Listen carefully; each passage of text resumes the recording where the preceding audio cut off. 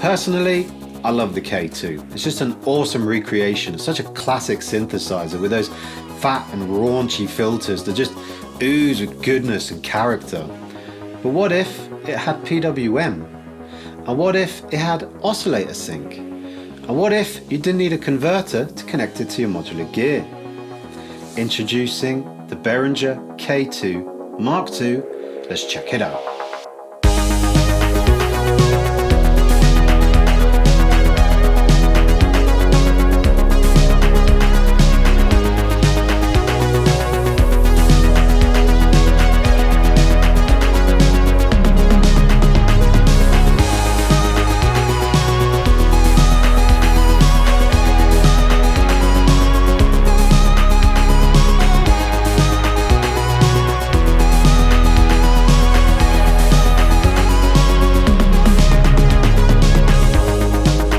So the Mark II, like its predecessor, is a faithful recreation of that classic 1978 analog synthesizer, the MS-20, designed by legendary Japanese synth engineer Hiroaki Nishijima.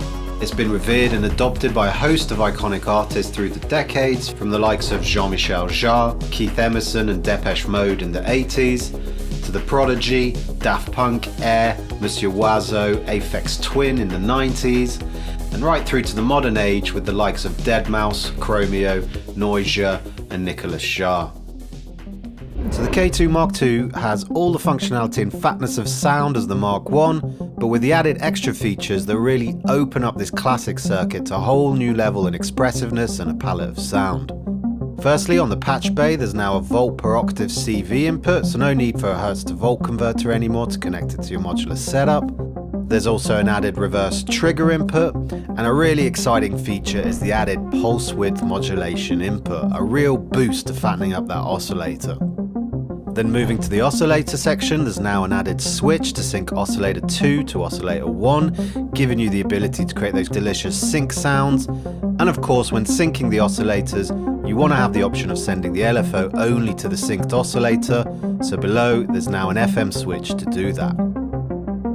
And of course, we've still got those juicy Rev 1 and Rev 2 filters that really make the character of this synth what it is. So with that, let's now have a play and listen to what this bad boy can do. Okay, so we've got a simple arpeggiator melody going here. We've only got one oscillator playing, so let's dive in and check out some of the new functions. So like the Mark I, we can manually change the pulse width here.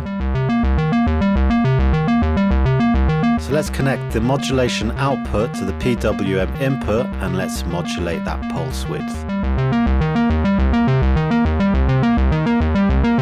And instantly you can hear the oscillator fattening up.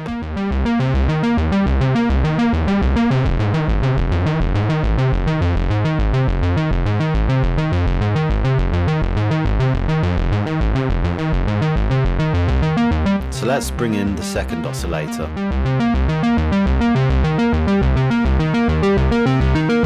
And let's apply the oscillator sync to it.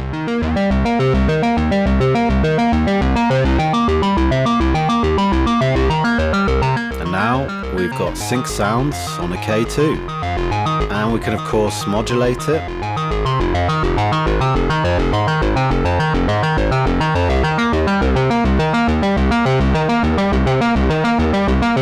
Really adds a new dimension to this classic circuit.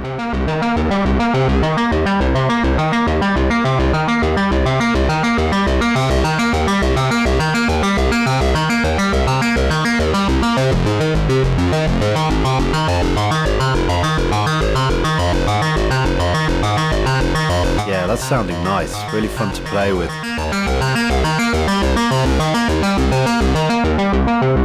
Okay, so next up, let's have a bit of fun. I'm going to record a multi-track demo. Let's check it out.